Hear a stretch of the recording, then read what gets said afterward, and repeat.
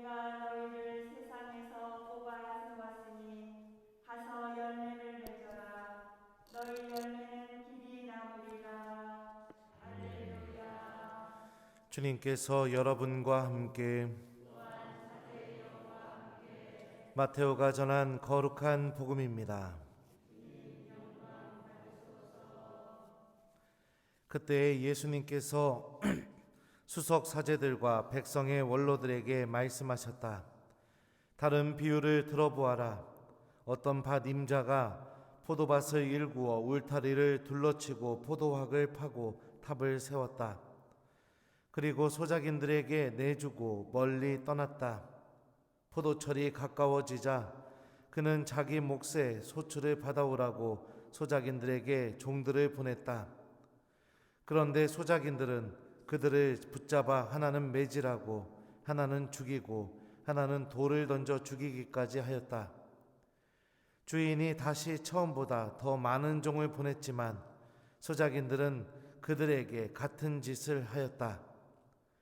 주인은 마침내 내 아들이야 존중해 주겠지 하며 그들에게 아들을 보냈다. 그러나 소작인들은 아들을 보자 저자가 상속자다. 저 자를 죽여버리고 우리가 그의 상속 재산을 차지하자 하고 저희끼리 말하면서 그를 붙잡아 포도밭 밖으로 던져 죽여버렸다. 그러니 포도밭 주인이 와서 그 소작인들을 어떻게 하겠느냐?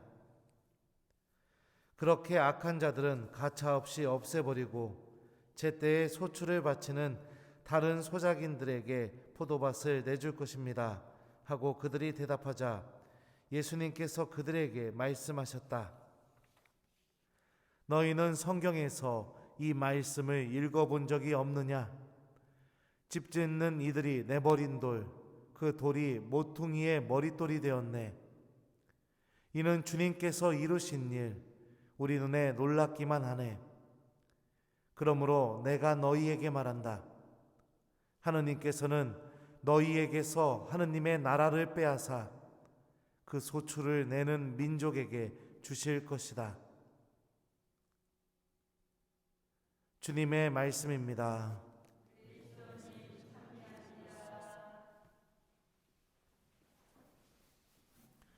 오소서 성령님, 하느님께서는 너희에게서 하느님의 나라를 빼앗아 그 소출을 내는 민족에게 주실 것이다. 안녕하세요.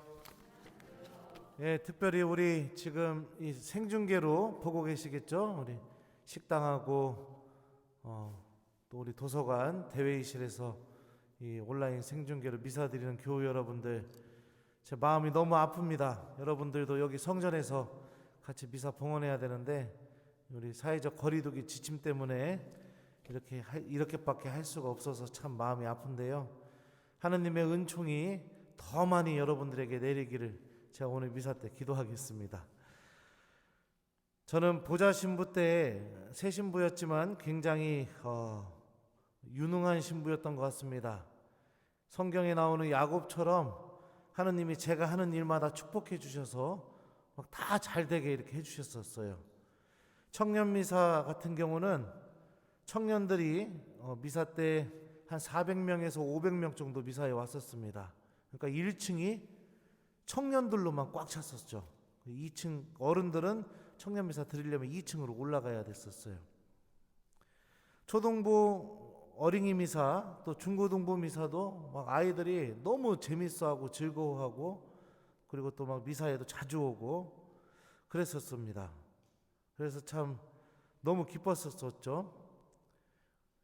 주임 신부님 입장에서 보좌 신부가 그렇게 하면 어떤 마음이 들까요? 왜 웃으세요? 한 번은 청년 미사가 교중 미사랑 딱 13명밖에 차이가 안 날 정도로 신자들이 그렇게 많이 왔었어요. 그러니까 주임 신부님 입장에서는 보좌 신부님 그렇게 하면 얼마나 이쁘겠습니까? 보좌 신부가요. 그죠? 그렇게 막 성당이 교우들이 커지고 있으니까. 그러다가 한 번은 본당 신부님과 어떤 일 때문에 마찰을 겪게 되었고 그러면서 이렇게 사이가 좀 이렇게 멀어지게 되었던 적이 있었습니다. 그래서 저는 들었던 생각이 왜 그러실까? 왜 이걸 못하게 하실까? 이것만 하면은 더 잘 될 것 같은데, 그러면서 불만이 막 가득 찼었죠. 그러다가 어느 날 성체조배 하면서 제가 굉장히 중요한 사실을 잊으면서 살아왔다는 것을 알게 되었습니다. 그게 무엇이냐?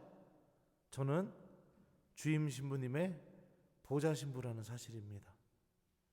이 사실을 잊어버린 겁니다. 신부님이 저에게 너무 잘해 주시니까 믿음도 주시고 지지도 해 주시고 제가 하고 싶어 하는 거 있으면 뭐가 됐든지 간에 다 허락해 주시고 배려해 주시고 이러시니까 저는 그 신부님의 그 사랑과 배려 이런 것들로 인해서 이렇게 사목을 했던 거지, 냉정하게 얘기하면 제 미사에 왔던 청년들도 제 신자가 아니라 주임 신부님의 신자들이고, 제 어린이 미사나 중고등 미사 때 왔던 아이들도 냉정하게 얘기하면 제 신자가 아니라 주임 신부님의 신자들이죠. 저는 주임 신부님께서 저에게 맡겨주신 일들을 열심히 하면 되는 일인 그 보좌 신부인데, 그 사실을 제가 잊어버린 거죠. 그래서 하루는 수단을 탁 입고 신부님 사제관으로 찾아갔습니다. 신부님, 제가 잘못했습니다. 용서해 주십시오 하니까 본당 신부님이 그러시더라고요. 보좌 신부님이 뭐를 잘못하셨습니까? 이러시더라고요. 제가 그랬습니다. 제가 신부님께서 저에게 맡겨주신 신자들에 대한 욕심 때문에 제가 보좌 신부라는 사실을 잊었습니다. 신부님 용서해 주십시오. 그러니까 주임 신부님이 바로 제 손을 잡으시면서 아이고 신부님 무슨 말 하는 거냐고 막 안아주시고 그렇게 했던 적이 있었습니다. 저는 오늘 이 복음 말씀을 들으면서 예전에 제 이 보좌 신부 때 생각이 났습니다. 소작인들은 바로 수석 사제들과 백성의 원로들을 상징하고 있죠. 포도밭은 하느님의 백성인 이스라엘을 상징합니다. 그렇죠? 하느님께서는 소작인들, 곧 수석 사제들과 백성의 원로들에게 이스라엘 민족이 하느님 나라를 향해 잘 가도록 그들을 잘 가꿔주고 인도해주는 일을 맡긴 겁니다. 그런데 중요한 것은 주님께서, 하느님께서 보내시는 종들, 곧 예언자들을 상징하죠. 그 종들을 보낼 때마다 소작인들은 하느님의 말씀을 듣지 않는 것을 선택하고 또 오히려 그들을 죽여버리는 것을 선택한다고 예수님이 말씀하십니다. 그 이유가 뭘까요? 바로 포도밭을 차지하려고. 그러니까 마지막에 아들이 나타나게 되니까 그 소작인들이 뭐라고 얘기합니까? 저자가 상속자다. 그죠? 저자를 죽여버리고 그의 상속재산을 우리가 차지하자. 이렇게 얘기를 합니다. 그죠? 상속재산이 뭡니까? 바로 포도밭이죠. 그러니까 하느님께서 나에게 주셨던 것들, 그 주신 게 하느님 나라를 위해서, 공동체를 위해서 잘 활용하려고 주셨던 그런 자격들과 능력들, 이 모든 것을 내 것이라고 생각하는 바로 그 순간부터 문제가 생긴다는 것이죠. 우리들은 하느님께서 주신 것을 빌려 쓰고 있는 사람들입니다. 이거를 절대로 잊어서는 안 됩니다. 이게 내 것으로 생각하는 그 순간부터 하느님의 말씀은 들리지가 않습니다. 하느님이 보내신 이들이 내가 받아들이기가 어려워지기 시작합니다. 없었으면 좋겠습니다. 그리고 하느님도 사라져버렸으면 좋겠습니다. 그리고 하느님께서 나에게 주신 이것들을 영원히 소유하고 싶어집니다. 대표적인 예가 뭐냐? 시간. 여러분들이 갖고 있는 능력, 어떤 능력? 생각하는 능력, 두 다리 멀쩡한 능력, 건강한 능력, 잘 판단하는 능력, 잘 말할 수 있는 능력, 잘 볼 수 있는 능력. 누가 주셨어요? 하느님이 주셨죠. 되돌아보면 주님께서 나에게 주신 능력들 굉장히 많이 있습니다. 그런데 우리는 어떻게 생각하느냐? 이것이 내 것이다 라고 생각하는 순간부터 어떻게 되느냐? 하나님께 인색해지기 시작합니다. 기도하기가 싫어집니다. 성전에 나오기가 싫어집니다. 하나님 말씀 듣기가 싫어집니다. 하나님께 조금 더 다가가라고, 하나님의 몫을 내놓으라고 그런 얘기를 하면 죽여버리고 싶어집니다. 오늘 복음의 비유대로 얘기하면. 우리에게 정말 중요한 것은 이런 하나님께서 주신 이 모든 것을 하나님께 다시 돌려드리고, 또 내가 하나님께서 주셨다는 사실을 인정하면서 살아가는 게 신앙생활에서 굉장히 중요하죠. 특히 교회 안에서 봉사하시는 분들, 신부님, 수녀님 뿐만 아니라 사목위원들, 구역장, 여러 단체장들, 우리 주일학교 교사들 다 마찬가지입니다. 그렇게 되지 않으면 너무나 하느님한테 인색한 그런 신앙인이 되게 됩니다. 오늘 이 독서에서 바오로 사도는 이런 얘기를 합니다. 아무것도 걱정하지 마십시오. 어떠한 경우에든 감사하는 마음으로 기도하고 간구하며 여러분의 소원을 하느님께 아뢰십시오.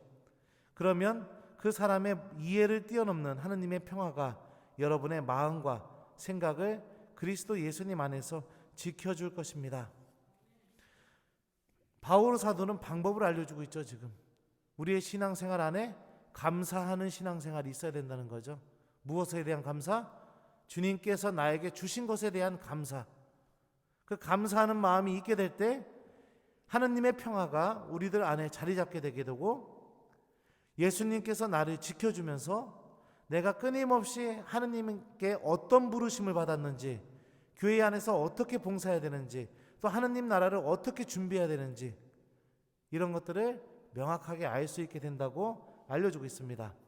감사하는 신앙생활은 하느님을 잊지 않게 해줍니다. 감사하는 신앙생활은 내 삶이 하느님의 은총으로 이루어졌다는 사실을 확실히 느끼게 해줍니다. 감사하는 신앙생활은 하느님께 절대로 인색하지 않습니다. 시간이 됐던, 물질이 됐던, 내 능력이 됐던, 주님께서 원하실 때 그 어떤 것이든 인색한 마음이 아니라 기쁜 마음으로 하느님께 내어놓습니다. 감사하는 신앙생활은 하느님과 함께하는 기쁨이 무엇인지를 알게 해줍니다. 우리들의 신앙생활 안에 감사하는 마음이 반드시 있어야 하느님을 잃어버리지 않게 될 겁니다. 우리 모두는 오늘 복음에 나오는 소작인처럼 하느님께 받은 능력들과 자격들을 빌려 쓰면서 이 세상을 살고 있습니다. 그리고 하느님께서는 종들을 보내셔서 당신의 몫을 달라고 요구하시는 것처럼 당신 말씀을 통해 우리들에게 세상 안에서 살아가면서 하느님께 대한 열매들을 달라고 우리 각자에게 청하고 계시죠. 하느님께 대한 마음이 인색해지지 않도록 우리 마음 안에서 하느님을 아예 없애버리려고 하는 그런 잘못된 마음이 생기지 않도록 감사하는 신앙생활을 잘 살도록 노력했으면 좋겠습니다. 자, 숙제 줄게요. 일주일 동안 우리 감사하는 신앙생활 살기 위해서 하루에 3번만 하느님 감사합니다 라고 이렇게 기도하는 우리 신앙인이 되었으면 좋겠습니다. 어떤 이유가 됐든지 간에 하느님 이런 남편 주셔서 감사합니다. 네. 하느님 우리 본당 신부님 같은 신부님 보내주셔서 감사합니다. 여러 가지가 있겠죠, 그죠? 네, 감사드릴 이유가 많을 겁니다. 네, 하여튼 일주일 동안 감사기도 열심히 하는 우리 본당 교우들 되었으면 좋겠습니다. 그래서 하느님 나라를 빼앗기지 않고 또 하느님께 배은망덕하지 않고 주님께서 주셨던 것 주님께 기쁘게 돌려드릴 줄 아는 그런 신앙인이 되었으면 좋겠습니다.